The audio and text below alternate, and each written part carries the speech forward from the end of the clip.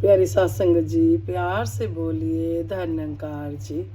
सतगुरु माता सुदीक्षा सविंदर हरदेव जी महाराज की जय।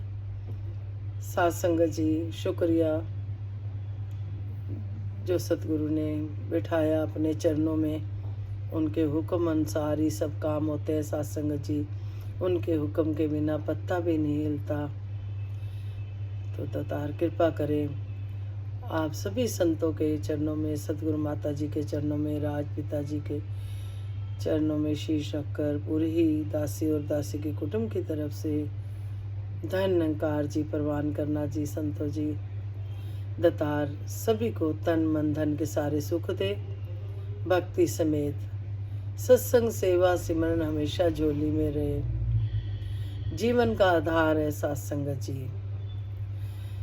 सत्संग जी कहते हैं कि अगर मन में किसी के प्रति थोड़ा सा भी गलत भाव आ गया तो सत्संग जी बीज तो अपने अंदर ही डलता है, फिर वो धीरे धीरे पेड़ बन जाता है सत्संग जी।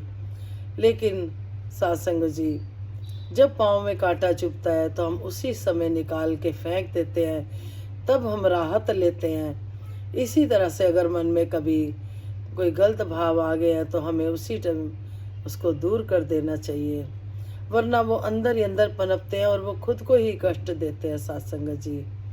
फिर वो धीरे धीरे पेड़ बन जाते हैं। तो हमें सत्संग जी सतगुरु समझाते हैं कि भूल के भी हम कभी किसी का दिल ना दुखाएं। सत्संग जी, दासी के मन में भाव आ रहे थे। सुबह ही बात हो रही थी किसी बहन से, तो दासी ने बोला सत्संग जी, जो सुई धागा होता है वो जोड़ने का काम करता है, कैंची काटने का काम करती है। तो दासी ऐसे ही बात कर रही थी कि भाई छोटी से छोटी बात का भी हमें शुक्रिया अदा करना चाहिए। सत्संग जी, कहने को तो सुई छोटी सी है और सिर्फ 1 रुपए में आती है सत्संग जी। लेकिन सत्संग जी, कोई कपड़ा फटा हुआ है अगर और हमारे पास सुई नहीं है तो हम कैसे सिलेंगे सत्संग जी उस कपड़े को बिना सुई के। तो इस तरह से जैसे हमें सुई मिल जाती है तो कहने को छोटी सी चीज़ है, लेकिन कितना शुक्रिया अदा करने का मन करता है कि सच्चे बादशाह है तो छोटी सी चीज़, लेकिन ये काम बहुत बड़ा करती है। तो सत्संग जी, तोड़ने वाले हमें बहुत मिलेंगे, जोड़ने वाले कम मिलेंगे। सत्संग जी, ये हमें विवेक दिया है सतगुरु ने कि हमें अपने सतगुरु को, स्कूल की पढ़ाई को देखना है। सत्संग जी, ऐसे मन में भाव आ रहा था कि जिस तरह से सत्संग सेवा सिमरन आधार है सत्संग जी, इस तरह से सत्संग जी जो हम पढ़ाई करते हैं, जब हम नर्सरी वगैरह में पढ़ते हैं, ABC सीखते हैं सत्संग जी, फिर उनको जोड़ के शब्द बनते हैं, फिर शब्द बनते हैं सत्संग जी। तो कहने का भाव ये, इसी तरह से सतगुरु की भी पढ़ाई है सत्संग जी, आध्यात्मिक पढ़ाई है, जिसे समझना ये भी एक सत्संग जी जीवन में होना बहुत जरूरी है। इस शिक्षाओं का भी, इन संस्कारों का भी सत्संग जी नींव बनती है। सत्संग जी, हम बच्चे को स्कूल पढ़ने भेजते हैं, सबसे पहले अनार ABC ये शब्द सिखाए जाते हैं और ये फिर चलते हैं सत्संग जी। कितनी भी हम BCom कर ले, BA कर ले, कितनी भी पढ़ाइयाँ कर ले, यही बेस चलता है एंड तक सत्संग जी। तो दासी के मन में भी यही भाव आ रहे थे कि इसी तरह से हमारे सत्संग सेवा सिमरन ये हमारा बेस है सत्संग जी। फिर दिल में दया भाव करना, ये भी एक बेस है सत्संग जी। किसी के लिए मन में जरा सा भी दुई का भाव लाना या किसी की पगड़ी उछालना, कई बार गलती हो जाती है, हमें खुद नहीं पता होता हम क्या कर रहे हैं सत्संग जी। कई बार ऐसी बात हो जाती है, हमें खुद नहीं पता लगता कि हम किसी के बारे में क्या बड़ी बात कर जाते हैं। बाद में सोचते हैं कि हमें तो पता ही नहीं चला हमारे मुंह से कैसे निकल गई ये बात। दासी के साथ भी होता है सत्संग जी ऐसा कि बाद में सोचते हैं वो ये कैसे भूल गया, फिर साथ संगत जी माफ़ी मांगना सतगुरु ने सिखाया है। फिर साथ संगत जी चाहे गलती है चाहे नहीं है, फिर भी ये मान लेना कि चलो कोई बात नहीं, अगर हमने नहीं गलती करी फिर भी हम माफ़ी मांग रहे हैं, तो हम सतगुरु को देखते हुए चुप हो जाते हैं। क्यों? हमारा सतगुरु बड़ा दयालु है, उसको सब पता है कौन गलत है कौन सही है। अभी 2-3 दिन पहले भी दासी के साथ भी कुछ ऐसा ही हुआ। दासी की कोई गलती नहीं थी, वो बहन कहने लग गई, दासी की गलती बताने लग गई। अब दासी को तो अंदर से पता था, दासी ने तो अपना शीश नीचे कर लिया कि ठीक है बख्श देना, और अंदर से सतगुरु को कह रही है दासी कि सच्चे बादशाह आपको तो पता है, पर चलो बहन को गलतफहमी हो रही है तो दासी माफ़ी मांग लेती है, कोई बात नहीं। तो कहने का भाव ये साथ संगत जी, तभी कहते हैं सतगुरु पहले हम तोले फिर बोले, ये दासी पे भी लागू होती है बात साथ संगत जी, सब पे, हम सब पे। हमें अगर सतगुरु से शिक्षाएं लेनी है, सुख लेने हैं, तो हमें साथ संगत जी बहुत ही कहते हैं ना फूक फूक के कदम रखना होता है। जो गुरु सिख होता है बड़े ध्यान से चलता है, उसकी थोड़ी सी बात पे भी राज छुपा होता है। जो सतगुरु होते हैं उनकी हर बात में राज होता है, और जो गुरु सिख सतगुरु के वचनों पे चलता है उसकी बात का सतगुरु पहरा देते हैं साथ संगत जी। इसी तरह से साथ संगत जी संपूर्ण हृदय वाणी में शब्द आ रहे हैं, प्रमाण करना जी।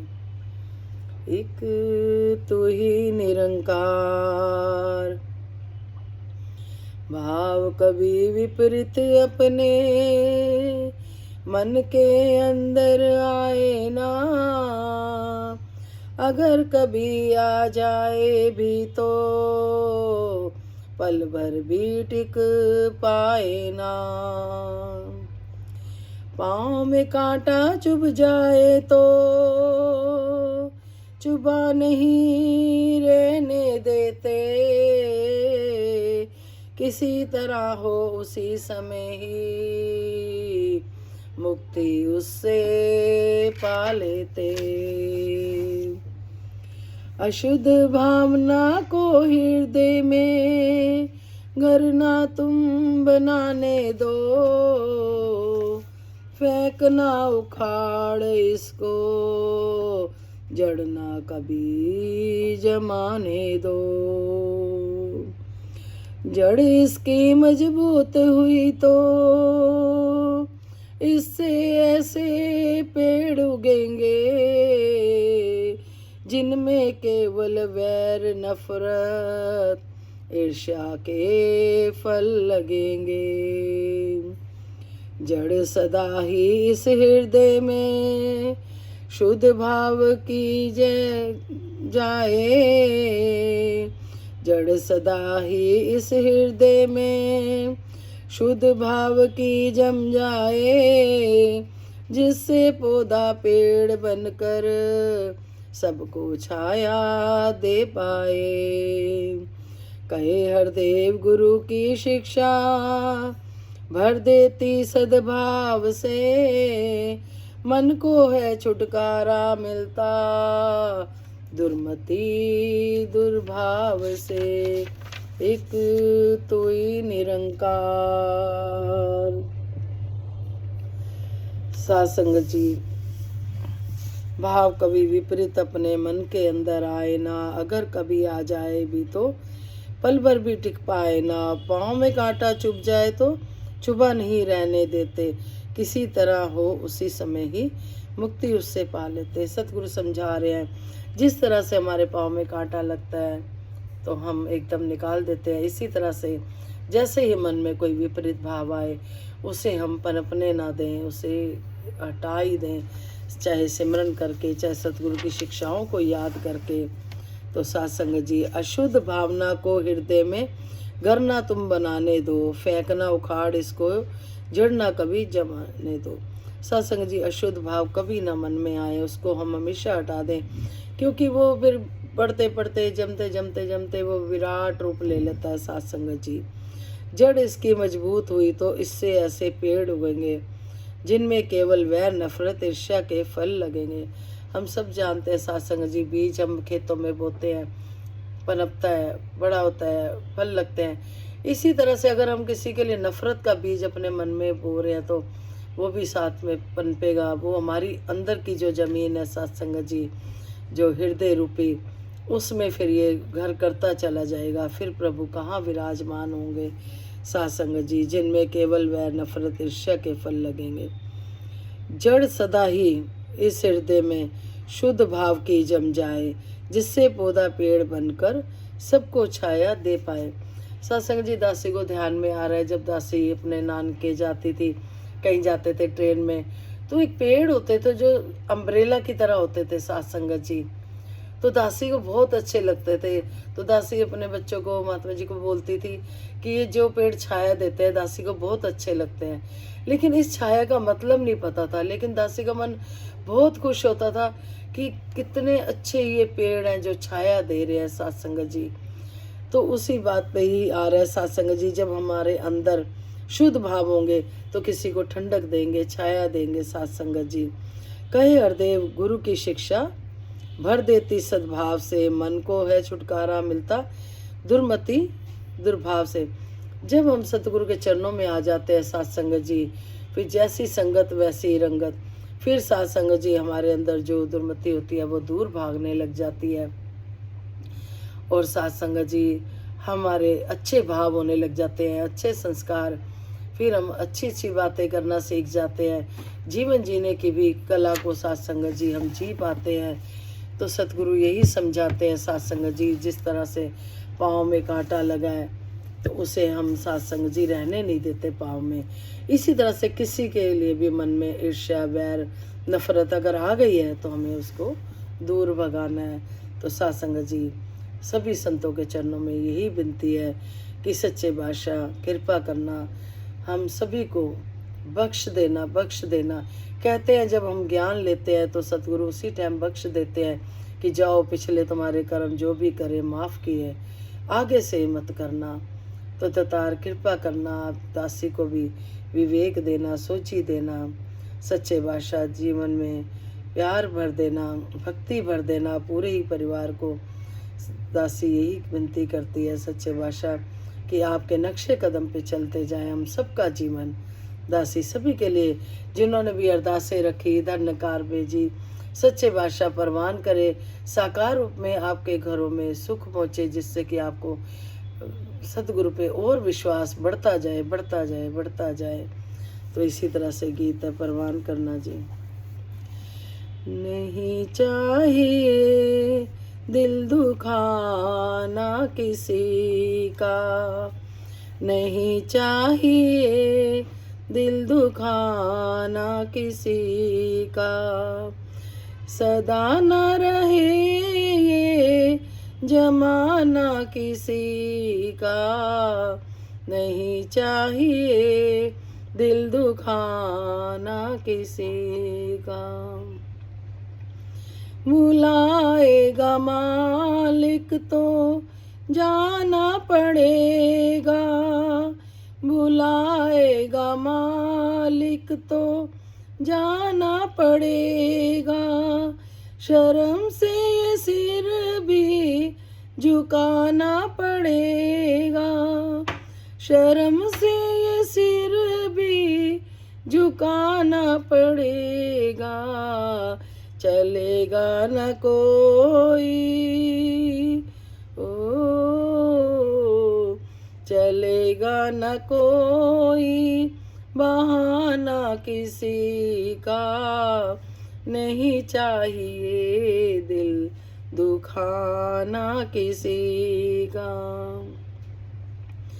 सुख और दुख में शुक्र करना सीखे, सुख और दुख में शुक्र करना सीखे, अपनी कमाई में गुजर करना सीखे, अपनी कमाई में गुजर कर न सीखे, न सीखे कभी ओ, न सीखे कभी हक दबाना किसी का, नहीं चाहिए दिल दुखाना किसी का, नहीं चाहिए दिल दुखाना किसी का।